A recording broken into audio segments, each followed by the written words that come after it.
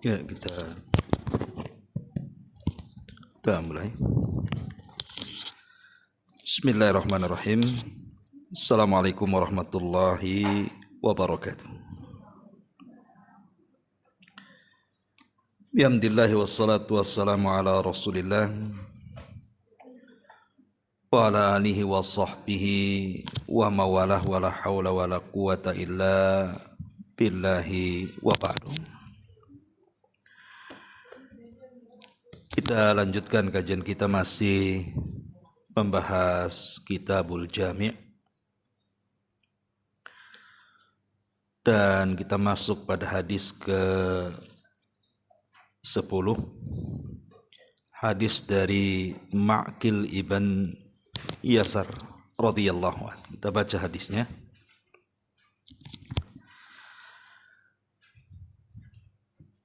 An Ma'qil ibn Yasar radhiyallahu anhu qala Sami'tu Rasulullah sallallahu alaihi wasallam yaqul ma min 'abdin yastar'ihi Allahu ra'atu wa huwa ghashun li ra'iyatihi illa harramallahu alaihi al-jannah, muttafaqun alaih. Dari Ma'qil ibn Yasar radhiyallahu anhu, dia berkata,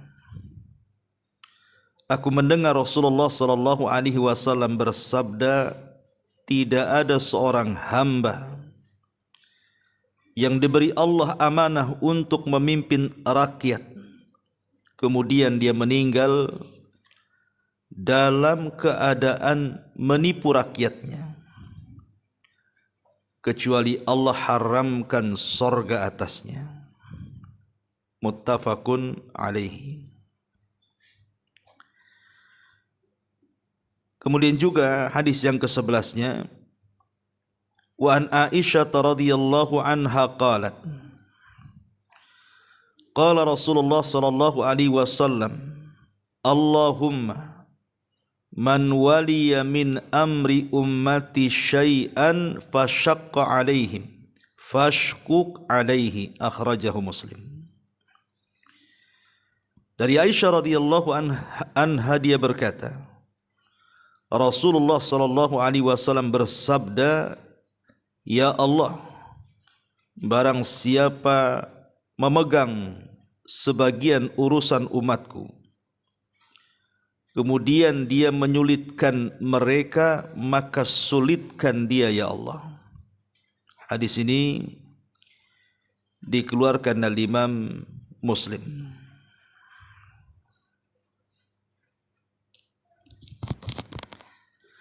Ma'asyiral muslimat yang dimuliakan Allah Subhanahu wa taala, hadis ini bicara soal ancaman keras terhadap para penguasa yang curang, di mana ancamannya tidak main-main.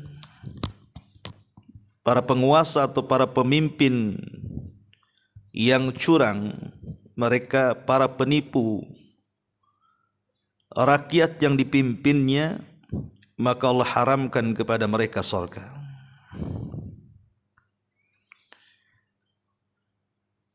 Ma'asyiral muslimat yang dimuliakan Allah Subhanahu wa taala, kalimat ma min 'abdin yastar'ihi Allahu ra'iyya, tidaklah seorang hamba diberi amanah oleh Allah Subhanahu wa taala untuk menjadi pemimpin. Maka ungkapan ini menunjukkan makna umum. Jadi tidak mesti pemimpin negara. Jadi mencakup kepada pemimpin yang mungkin tingkatnya lebih kecil dari pemimpin negara, sampai kepada pemimpin dalam rumah tangga.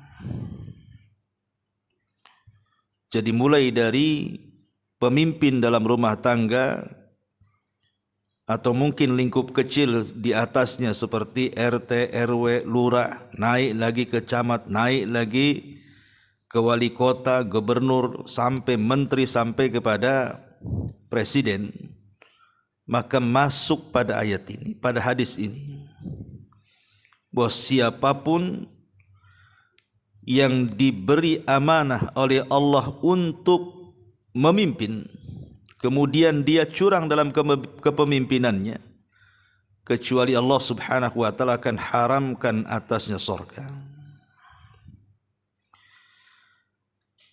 Ada beberapa faedah yang kita bisa petik dari hadis ini. Pertama, dalam hadis ini terdapat ancaman keras terhadap para pemimpin yang tidak memperhatikan kepentingan orang-orang yang dipimpinnya, di mana mereka menjadi pemimpin itu hanya memperhatikan pribadinya saja, tidak pernah memperhatikan masyarakatnya. Dengan kata lain, pemimpin-pemimpin yang justru menyusahkan masyarakat, tidak pernah memberikan kemudahan kepada masyarakatnya, kepada rakyatnya, baik terkait agamanya atau terkait dunianya. Terkait agama, boleh jadi mungkin dia membuat aturan-aturan yang menyulitkan kaum muslimin untuk beribadah. Umpamanya, dilarang untuk sholat, dilarang untuk mengumandangkan azan keras-keras, menyulitkan untuk ibadah kepada Allah Subhanahu wa taala. Atau dalam urusan dunianya, mengambil hak-hak rakyatnya tetapi dia tidak pandai untuk membalas hak rakyatnya. Dia menuntut rakyatnya untuk membayar pajak umpamanya, walaupun hukum pajak sendiri jelas. Tetapi setelah kemudian rakyatnya memberikan uang-uang pajak mereka kepada pemerintah, tidak ada timbal baliknya. Justru uang-uang itu dikorupsi, masuk ke kantong-kantong pribadi mereka, sementara kesejahteraan rakyatnya tidak dipenuhi. Lah ini pemimpin-pemimpin yang seperti ini diancam keras dengan diharamkan kepada mereka surga. Yang kedua, ancaman dan azab pedih ini maksudnya ancaman bahwa orang ini tidak akan masuk surga atau diharamkan dari surga. Itu tertuju kepada para pemimpin yang curang dan khianat, yaitu apabila mereka mati dalam keadaan itu dan tidak sempat bertobat, maka Allah Subhanahu wa taala haramkan surga yang merupakan kebahagiaan abadi. Itu karena kecurangan mereka terhadap rakyatnya, tidak lain karena untuk kepentingan pribadi atau koloninya di dunia. Jadi ancaman ini kalau sampai mereka mati, dan matinya dalam kondisi seperti itu, tidak pernah mensejahterakan rakyatnya, melarang rakyatnya untuk beragama dengan agama yang benar, kemudian mereka mati dalam kondisi seperti itu, maka kematian mereka akan membawa para pemimpin seperti ini masuk ke dalam neraka. Karena menjadi pemimpin itu bukan persoalan ringan, Bu. Tanggung jawab dia besar. Ketika Abu Bakar Siddiq radhiyallahu an mendengar saat wafatnya Rasul bahwa ada sebagian Ansar berkumpul di salah satu rumah daripada rumah-rumah Ansar, maka Abu Bakar Siddiq radhiyallahu an mendengar bahwa perkumpulan para pembesar Ansar ini untuk memilihkan pengganti Rasul sebagai khalifah. Dipilihlah Sa'ad ibn Ubadah ketika itu. Sementara jasad Nabi SAW belum dikebumikan, belum diurus. Tapi orang-orang Ansar sudah ribut siapa yang layak menjadi pemimpin. Ditunjuklah Sa'ad bin Ubadah. Terdengar perkara ini kepada Abu Bakar. Maka Abu Bakar Siddiq radhiyallahu an menggandeng Umar dan Abu Ubaidah ibnul Jarrah. Kemudian mendatangi pertemuan yang diadakan orang Ansar ini. Maka Abu Bakar Siddiq radhiyallahu an menjelaskan kepada mereka bahwa kepemimpinan itu harus dari Quraisy, bukan dari Ansar. Bukan tidak ada alasan Abu Bakar mengatakan seperti itu, karena dia mendengar Nabi SAW bersabda, al-a'immatu min Quraisyin, bahwa tampuk kepemimpinan itu jatuh ke suku Quraisy. Artinya jatuh kepada orang-orang muhajirin, bukan Ansar. Ansar itu adalah para penolong, para menteri-menteri dan penasihatnya saja. Akhirnya kemudian mereka pun manut dengan Abu Bakar karena dia membawakan hadis Nabi. Sementara para sahabat itu sami'na wa ata'na. Mereka mendengar apa yang dikatakan Rasul dan melaksanakannya. Ketika kemudian mereka hendak memilih Abu Bakar Siddiq radhiyallahu an untuk menjadi pemimpin, Abu Bakar mundur. Dia tidak mau. Justru dia mempersilahkan orang yang di sampingnya Umar bin Khattab dan juga Abu Ubaidah ibnul Jarrah. Kata Abu Bakar, pilihlah dua orang ini, maksudnya Umar dan Abu Ubaidah, karena keduanya layak untuk menjadi pemimpin. Tetapi ketika Umar bin Khattab radhiyallahu anhu disebut namanya, dia pun mundur dan mengatakan, aku tidak layak menjadi pemimpin sementara ada Abu Bakar yang menjadi bawahanku. Baiatlah Abu Bakar. Akhirnya Umar langsung menggenggam tangan Abu Bakar, berbaiat, disusul dengan Abu Ubaidah dan disusul dengan para pembesar yang lainnya. Resmilah Abu Bakar dibaiat secara khusus. Baru kemudian setelah itu dibaiat secara umum di Masjid Nabawi, disaksikan semua para sahabat. Dari sini kita lihat bagaimana Abu Bakar menolak dan Umar pun menolak. Karena tahu menjadi pemimpin itu bukan sembarang. Kalau dia menjadi pemimpin yang adil, maka dia akan mendapatkan pahala orang-orang yang dipimpinnya sebanyak orang-orang yang dipimpinnya. Dia akan menanggung dosa. Isyarat dari surat Rasul ketika mengirim surat kepada seorang raja Romawi namanya Herakli.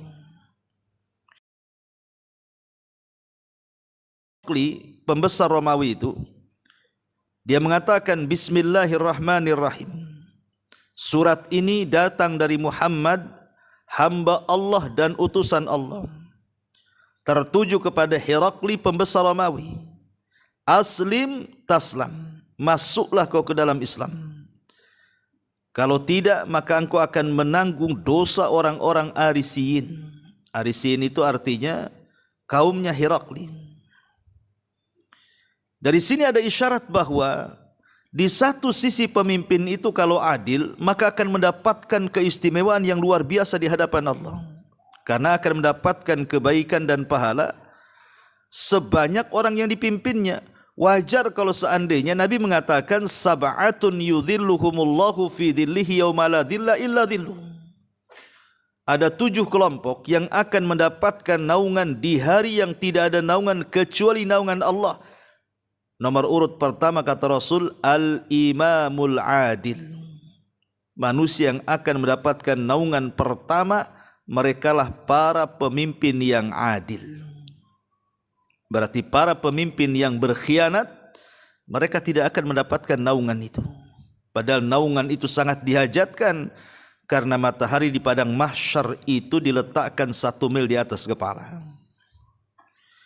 Lihat bagaimana sikap Abu Bakar, kembali kepada kisah, dan sikap Umar bin Khattab radhiyallahu anhu sama-sama menolak untuk menjadi pemimpin. Kalau di zaman sekarang mana ada kayak gitu, Bu? Yang ada dia jelek-jelekan, lawan oposisinya. Jangan pilih dia, pilih aku, katanya.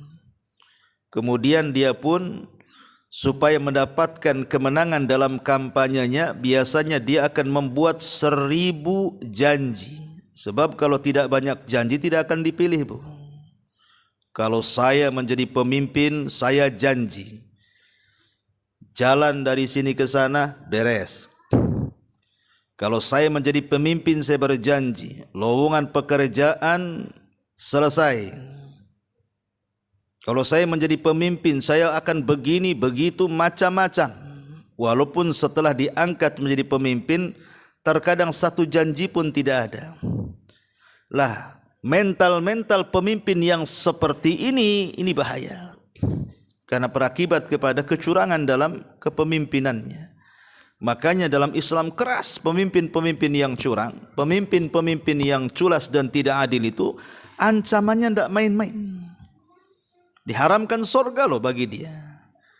Makanya saya heran, di zaman sekarang justru berlomba-lomba orang itu ingin menjadi pemimpin.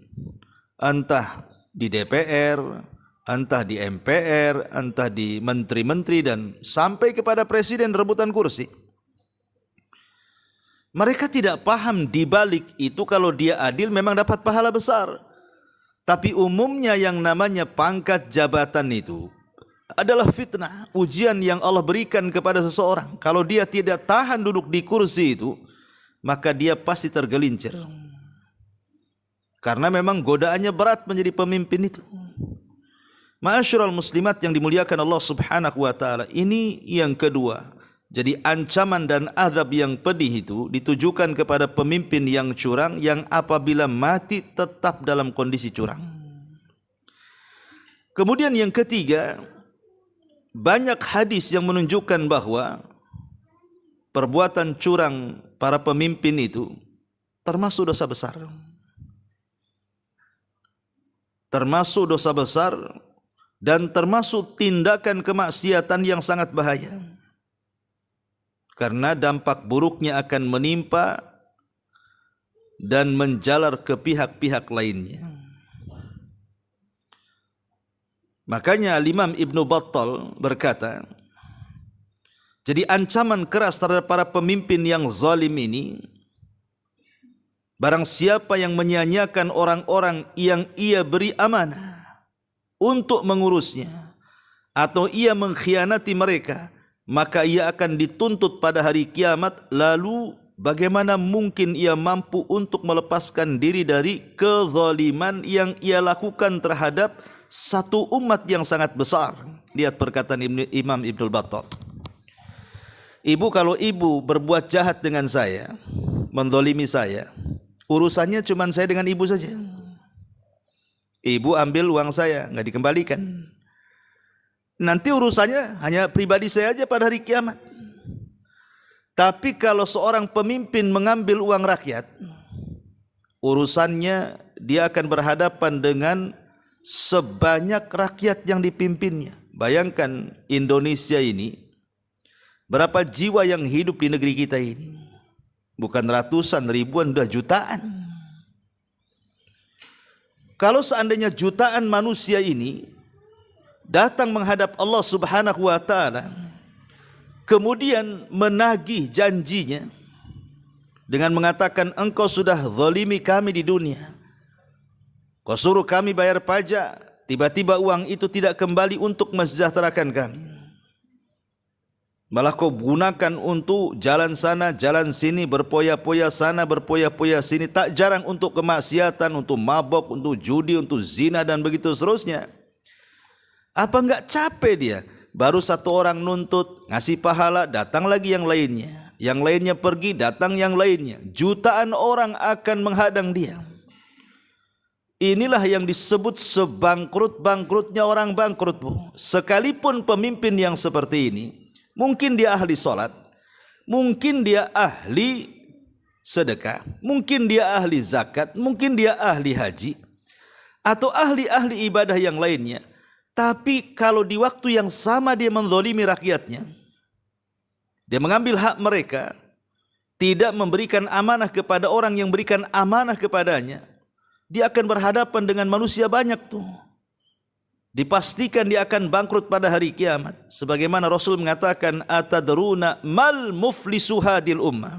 Tahukah kalian siapa orang yang bangkrut di tengah-tengah umat ini? Sahabat mengatakan, ya orang yang bangkrut ya orang yang gulung tikar usahanya wahai Rasul. Orang yang bangkrut orang yang enggak punya uang. Kata Rasul, bukan itu hakikat bangkrut.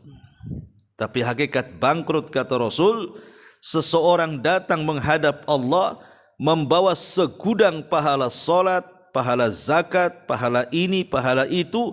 Di sisi lain dia membawa dosa karena pernah mencaci maki fulan, menghina fulan, menumpahkan darah fulan, mengambil harta fulan, dan begitu seterusnya. Walaupun dia sudah sampai di kontor, tempat di mana mendekati pintu-pintu sorga, tapi karena kezalimannya terlalu banyak, bisa saja dia akan dihempaskan lagi ke neraka tuh. Karena dia akan dituntut sebanyak rakyat yang dipimpinnya tuh. Bayangkan, apa enggak bangkrut dia? Ya. Ini yang ketiga. Yang keempat, Syekhul Islam Ibn Taimiyah rahimahullahu taala berkata dalam kitabnya As-Siyasah Asy-Syar'iyyah, berbagai hadis telah menunjukkan bahwa kepemimpinan adalah amanah yang harus ditunaikan. Dalam Sahih Bukhari datang satu riwayat dari Abu Hurairah radhiyallahu an. Nabi sallallahu alaihi wasallam mengatakan, "Idza duyyi'atil amanatu fantadhiris sa'ah." Qala kaifa idha'atuha ya Rasulullah? Qala idza usnidal amru ila ghairi ahli fantadhiris sa'ah. Kata Nabi SAW, bila amanah telah disia-siakan, maka tunggulah saat kehancurannya. Atau itu adalah pertanda dekatnya dengan kiamat. Datang seorang sahabat bertanya, Rasul, bagaimana maksud amanah disia-siakan itu? Kami tidak paham. Maka Nabi mengatakan, idza usnidal amru, kalau sebuah perkara itu, idza usnidal amru ila ghairi ahli, bila satu perkara itu dipercayakan kepada orang yang bukan ahlinya, dia tidak pandai memimpin, dia angkat jadi pemimpin, mau pula dia, bahkan dia mengatakan angkat aku, padahal dia tidak ada bidang di situ. Dia tidak punya pengalaman, dia hanya ingin popularitas saja karena kebanyakan uang gitu ya. Fantadhiris sa'ah, maka tunggulah kehancurannya. Tunggulah kehancurannya. Karena kata Imam Ibn Taimiyah rahimahullahu taala, para pemimpin ini adalah orang yang mewakili Tuhan, mewakili Allah terhadap hambanya. Jadi dia adalah wakil-wakil Tuhan yang ada di bumi. Jadi para pemimpin selain wakil Tuhan, maka dia wakilnya dari para hamba-hamba terhadap urusan mereka kan. Karena kita memilih pemimpin kan supaya urusan kita dipermudah. Makanya kita memilih pemimpin. Kalau tidak ada pemimpin kan susah nantinya. Jadi dua dia mewakili Allah terhadap hambanya untuk menerapkan hukum-hukumnya di permukaan bumi, dan dia pun mewakili manusia untuk mengurus keperluan mereka dan urusan mereka. Jadi di sini ada dua perkara, ya. Wakil Allah terhadap hambanya artinya mengurus agama manusia, dan wakil bagi hamba-hamba Allah yang lainnya maksudnya mengurus urusan dunia. Yang satu urusan agama, yang satu urusan dunia. Jadi wakil Tuhan itu maksudnya supaya mengurus urusan agama, tapi wakil dari hamba-hamba yang lainnya maksudnya urusan dunia. Jadi dua tuh, dia harus mengurus urusan agama, dia harus mengurus urusan dunia. Dia harus membuat undang-undang yang sesuai dengan syariat. Undang-undang perceraian, undang-undang rujuk, undang-undang waris, undang-undang pernikahan, undang-undang jual beli, dan begitu seterusnya. Ya. Ataupun umpamanya urusan dunia, tentang makan kesejahteraan, makan rakyatnya macam mana, ya, pengadaan mungkin kalau negeri kita ini sembakonya, berasnya, bumbunya, macam-macamnya ya, bla bla bla bla macam-macam lah, sampai ke urusan air, listrik, perizinan macam-macam, maksud dipermudah. Lah kalau seandainya kemudian mereka para pemimpin itu mempersulit urusan agama manusia, bahkan mempersulit urusan manusia yang lainnya, maka dia tidak layak mewakili Tuhan di permukaan bumi dan tidak layak mewakili hamba Allah untuk mengurus manusia yang lainnya. Karena dia tidak amanah. Dan amanah yang diberikan kepadanya, dia tidak sanggup untuk memikulnya. Negara dan tanda kehancuran negara itu pasti tanda dari tanda-tanda dekatnya kiamat. Kemudian yang nomor 5, masuk dalam masalah kepemimpinan diantaranya pengelolaan wakaf, menunaikan wasiat, menjadi wali atas anak kecil dan orang-orang yang tidak mampu. Jadi mencakup segalanya. Bukan hanya urusan ini saja, semuanya. Makanya kenapa dahulu di zaman Umar bin Khattab radhiyallahu anhu, Umar ini pernah jalan-jalan, Bu, di malam hari. Tiba-tiba dia melihat ada seorang ibu di dekat tendanya itu sedang merebus sesuatu, dan anak-anak di sekitarnya menunggu hasil rebutan itu. Anak-anaknya masih kecil. Jadi Umar bin Khattab ini heran dengan ibu tadi. Kok dia merebus lama sekali, tidak matang-matang. Tiba-tiba didekati oleh Umar bin Khattab, rupanya yang direbus bukan nasi, bahasa kitanya bukan beras supaya jadi nasi, bukan singkong, bukan apa gitu. Yang direbus batu, Bu. Kalau ibu merebus batu, matangnya kapan, Bu? Sampai kiamat nggak matang-matang. Ya. Kenapa ibu ini kemudian merebus batu? Karena nggak ada yang mau direbus. Dia hanya mengelabui anak-anaknya saja supaya nunggu kelelahan kemudian tidur. Jadi ketika kemudian Umar lewat, heran kemudian bertanya, kenapa kau lakukan seperti ini? Tiba-tiba ibu ini mencela Umar. Padahal di hadapannya Umar, dia tidak kenal Umar. Dia mengatakan di hadapan Umar bin Khattab, dan dia tidak kenal siapa Umar. Dia mengatakan, demi Allah, kalau nanti aku mati katanya, maka akan tuntut tu si Amirul Mukminin Umar bin Khattab di hadapan Allah. Kenapa dia sampai menyengsarakan rakyatnya? Dia ngomong di hadapan Umar itu, padahal dia tidak kenal Umar. Dia mengatakan, kalau aku mati, kata ibu ini, akan kutuntut tuh Amirul Mukminin Umar itu di hadapan Allah. Kenapa bisa dia menyengsarakan rakyatnya, katanya. Umar bin Khattab radhiyallahu an langsung terenyuh. Masuk perkataan ibu itu ke dadanya. Tiba-tiba dia menangis dia. Kemudian Umar mengatakan kepada ibu, apa yang salah dari Umar bin Khattab kepadamu? Apa yang saya dari khalifah? Kenapa engkau begitu dendamnya kepada khalifah sampai akan menuntut dia di hari kiamat di hadapan Allah? Maka ibu ini mengatakan, tidakkah Umar mengetahui rakyatnya bahwa ada di antara rakyatnya yang masih kelaparan? Maka Umar mengatakan, bukankah Umar tidak tahu satu persatu di antara rakyatnya? Maka ibu ini mengatakan, kenapa dia harus menjadi pemimpin kalau dia tidak tahu satu persatu rakyatnya? Tetap aku akan tuntut dia pada hari kiamat. Maka Umar pun mengatakan, kalau begitu tunggu dulu. Pergi Umar. Kemana? Menuju Baitul Mal. Setelah masuk ke Baitul Mal, diambillah beberapa karung gandum, dipikulnya sendiri. Ketika itu Aslam pembantunya mengatakan, ya Amirul Mukminin, biar aku yang mikul. Kata Umar, jangan. Ini tanggung jawabku. Kata Aslam, biar aku yang mikul. Kata Umar, apakah engkau akan memikul dosaku juga? Katanya. Biarkan aku yang mikul.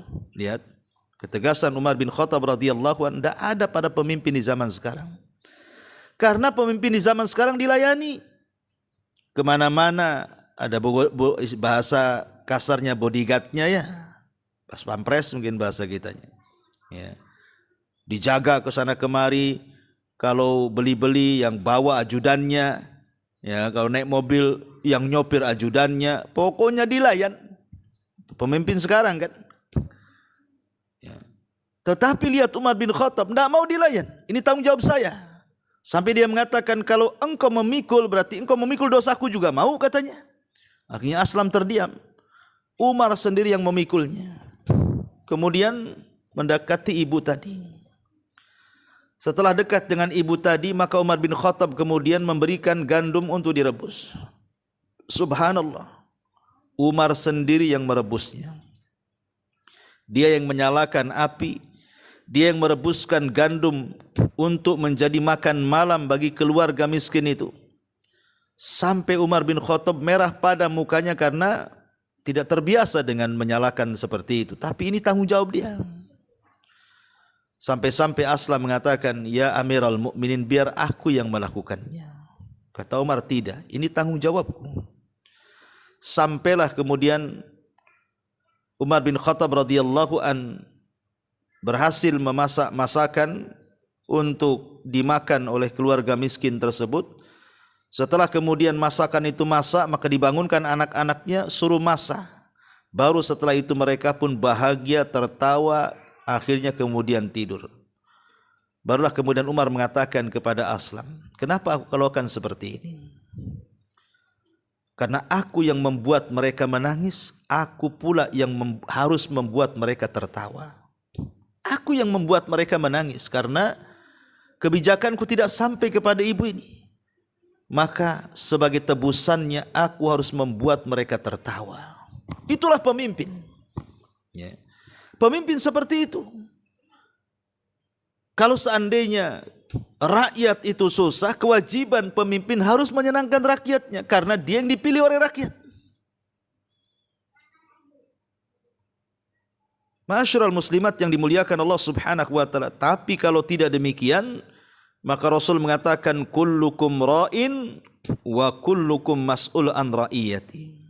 Masing-masing kalian adalah pemimpin dan masing-masing diri kalian akan dimintai pertanggungjawaban tentang apa yang dipimpinnya. Nauzubillah. Kalau sampai seseorang menjadi pemimpin dan tidak memiliki tanggung jawab, maka akan ditanggung sendiri kelak pada hari kiamat apa yang sudah dipimpinnya. Ma'asyiral muslimat yang dimuliakan Allah Subhanahu wa taala. Ini pada hadis yang ke-10. Jadi hadis ini saya katakan umum.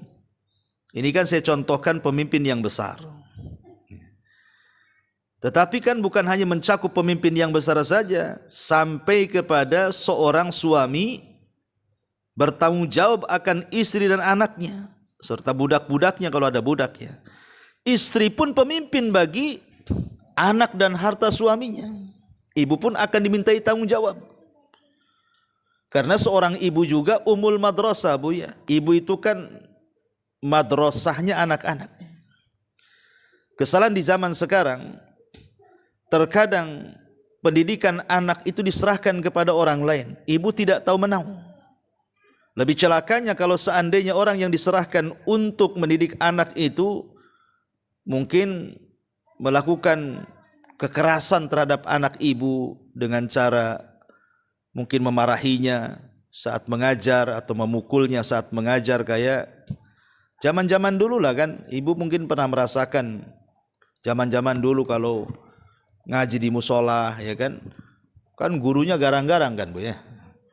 Kadang-kadang ada yang direndam di kolam. Kalau di Jawa Barat dulu saya mengalami, Bu ya, masih kecil-kecil itu kalau salah saja ngajinya itu direndam di kolam dari maghrib sampai isya, Bu. Karena di Jawa Barat tuh masjid rata-rata ada kolamnya tuh. Atau kadang-kadang disabet tuh pakai gagang sapu, atau kadang-kadang dibakar alisnya, Bu, sama korek tuh. Zaman dulu ya. Ya. supaya tidak ngantuk. Kalau ngantuk, memang lah ya. Tapi kan zaman dulu itu enak, Bu. Jadi kalau anaknya kapok, kemudian kabur kan, Bu ya, ke rumahnya ngelaporin apa yang dilakukan kiainya, itu diantar lagi, Bu, sama orang tuanya. Jadi kayaknya sudah ada kong kali kong orang tua dengan kiai itu. Jadi si anak itu ndak ada pembelaan kan gitu ya. Dia mau ngadu sama siapa kan gitu. Sehingga betul-betul gemblengan anak-anak dulu itu memang betul-betul keras dan jadi gitu ya. Karakter akhlaknya pun jadi. Kalau anak sekarang, Bu, digituin di pesantren, lapor polisi ibunya. Ya. Ini sudah masuk HAM ini. Ini sudah KDRT ini. Ya. Jadi aneh di zaman sekarang ini. Padahal sebenarnya kan tanggung jawab pendidikan itu bukan hanya pihak sekolah saja, pihak pesantren, pihak masjid gitu ya. Tanggung jawab penuh pendidikan itu orang tua. Mereka itu hanya menyempurnakan saja. Karena begini, Bu, manfaatnya ya. Kalau anak ibu ini, ibu ajarkan hal-hal yang wajib-wajib dari ibadah umpamanya. Kita tahu bahwa salah satu ibadah yang wajib itu sholat. Ibu yang ngajarkan sholat anak-anak itu. Minimalnya Al-Fatihahnya lah ibu yang ngajarkan. Atau surat-surat pendeknya. Dan gerakan-gerakannya sehingga sebelum anak ibu dididik oleh orang lain, anak itu sedikit mungkin sudah tahulah cara sholat. Walaupun belum sempurna kan itu ya. Coba bayangkan, Bu, kalau anak itu sudah balik, kemudian menjadi anak yang soleh, anak yang soleha. Dalam sehari dia sholat 5 waktu, ditambah dengan sholat-sholat sunnahnya, entah duhanya, entah rawatibnya, tahiyatul masjidnya, witirnya, tahajudnya, dan sholat-sholat mutlak lainnya. Coba dalam satu hari, ibu dapat pahala banyak, Bu. Kenapa? Karena anak itu bisa sholat, ibu yang ajar. Belum lagi dari bacaan Qurannya, bacaan Fatihahnya dibaca terus, Bu, setiap hari dalam sholatnya. Ibu dapat pahala bacaan Fatihah anak itu, bacaan zikir anak itu, doa anak itu. Berapa banyak coba ibu mendapatkan pahala dari orang yang ibu ajarkan. Karena Rasul yang mengatakan man dalla ala khairin kafaili.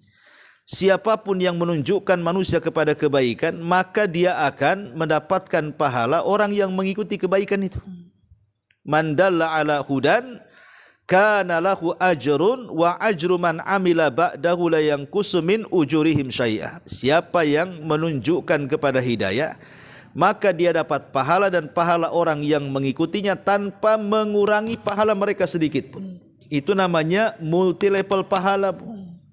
Jadi setiap hari ibu dapat kiriman pahala dari anak ibu yang ibu didik sholat. Itu baru bab sholat, ibu. Belum lagi bab ngajinya, baca Qurannya. Belum lagi ibu ajari anak itu dari kecil supaya mudah bersedekah. Tiap hari ibu titipi 1.000 perak, 2.000 perak gitu kan. Mungkin suruh masukkan ke kotak amal, akhirnya terbiasa infak. Setelah besar dia ahli infak umpamanya kan. Berapa banyak tuh, karena ibu yang ngajarkan. Atau mungkin akhlak dia. Sebelum orang lain yang mengajarkan akhlak, ibu yang ajarkan akhlak. Nah, kalau masuk salam, kalau masuk kamar mandi baca doa, keluar kamar mandi baca doa, kalau mau makan baca doa, habis makan baca doa umpamanya kan. Ibu yang ajarkan semuanya tuh. Makin banyak lagi ibu dapat pahala transferan dari anak itu. Ya. Tapi kalau umpamanya ibu titipi anak itu kepada orang, ibu tidak mau tahu. Sementara orang lain yang memberitahu bagaimana cara sholat, orang lain yang memberitahu bagaimana cara ngaji dan begitu seterusnya, maka pahalanya disalurkan kepada mereka lah jadinya. Padahal itu anak ibu, aset ibu. Ya. Makanya wanita pun sangat bertanggung jawab terhadap anak-anaknya, karena ibu itu kan madrasah, ummul madrasah. Dan biasanya, Bu, pendidikan anak itu kalau dipegang oleh seorang ibu rata-rata berhasil, Bu. Kalau dia punya niat yang jujur dan kesungguhan dalam mendidik. Lihat para ulama, Bu, itu rata-rata anak yatim. Yang didik orang tuanya, yang didik ibunya. Imam Syafi'i menjadi ulama besar itu tidak lepas dari pendidikan ibunya. Imam Ahmad menjadi besar itu tidak lepas dari pendidikan ibunya. Coba bayangkan, Abu Hanifah, Imam Malik, Imam Madhab, itu tidak lepas daripada pendidikan ibunya tuh. Mereka menjadi ulama-ulama besar, Sufyan Ats-Tsauri dan ulama-ulama yang lainnya. Ini menunjukkan bahwa kalau seorang ibu aktif berperan untuk mendidik anaknya itu rata-rata berhasil, Bu. Maka jadilah ibu yang baik, ya. Tapi jangan pula mengajarkan yang tidak baik, sesuatu yang tidak positif jangan diajarkan, Bu. Ya, terkadang anak itu setelah besar ahli gosip. Oh, rupanya ibunya tukang gosip. Ahli gibah, ibunya ratu gibah. Ya. Kan ahli mencela, ibunya memang lisannya lisan silet kan gitu. Jadi jangan sampai kemudian, karena begini Bu, kan ada istilah lah di negeri kita ini, yang namanya buah mangga kalau jatuh kan gak jauh-jauh dari pohonnya, Bu. Ya kalau dia cerewet wajarlah ibunya ember kan itu. Ya rata-rata kan begitu, Bu, walaupun tidak semua. Kadang-kadang pula buah mangga jatuh di pohon duren kan itu ya. Oh, rupanya ibunya cerewet, anaknya pula pendiam. Ibunya ahli gibah, anaknya pula pendakwah kan itu. Ya adalah yang seperti itu gitu. Nah, tapi yang jelas bahwa pengaruh seorang ibu kepada anak itu luar biasa karena memang dia pemimpin dalam keluarga. Ini yang pertama ya, bagi anak-anaknya. Yang kedua, pemimpin untuk amanah menjaga kekayaan suaminya.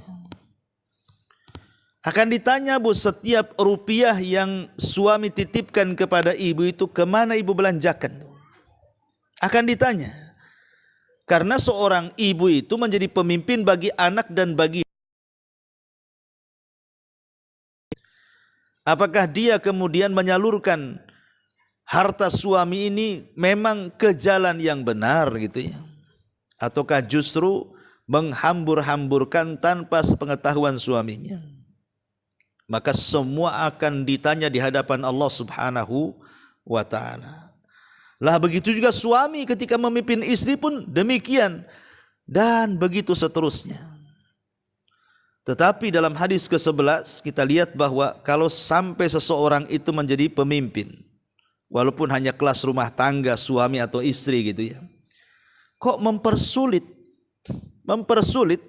bukannya mempermudah, maka kehidupannya akan dipersulit oleh Allah Subhanahu wa ta'ala. Seorang suami tidak mempermudah istri, maka akan dipersulit terus kehidupannya. Seorang istri justru mempersulit suaminya karena tidak amanah ketika diberikan harta, dihambur-hamburkan oleh dia.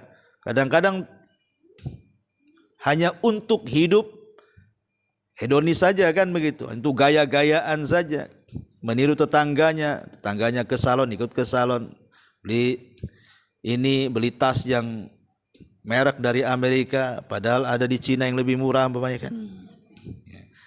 Pokoknya suaminya tidak paham, asik minta uang saja. Lah dari sini ini semua, kalau ibu mempersulit suami, ibu akan sulit sendiri. Suami mempersulit istri, suami akan sulit sendiri. Karena doa Nabi di sini, Nabi yang mendoakan.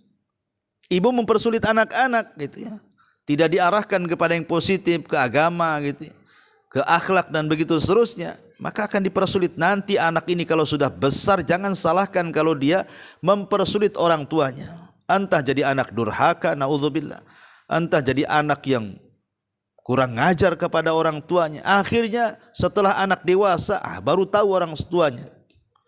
Dipersulit oleh anaknya. Bahkan saking dendamnya seorang ibu karena bermusuhan dengan anaknya, terkadang terkeluar ucapan, "Nana kalau tahu sudah besar kayak gini, ku cekik waktu bayi," katanya. "Biar mati kamu," katanya. Ya. Jadi ada kemudian yang seorang ibu sampai melontarkan kata-kata itu kan, dipersulit oleh anaknya. Boleh jadi ketika anaknya masih kecil, ibu mempersulit dia, tidak mengarahkan ke agama, tidak mendidik akhlak dan begitu seterusnya. Jadi kama tadinu tudan. Apa yang kita usahakan, maka begitulah buah hasilnya. Tidak jauh-jauh dari usahanya. Kalau ibu menanam kebaikan, akan menuai kebaikan. Kalau ibu menanam keburukan, ya tuayannya juga pasti yang buruk. Nah inilah dua hadis yang penting untuk kita renungkan. Wallahu a'lam bishawab. Saya kira cukup sampai di sini. Baik, kalau ada yang bertanya silahkan.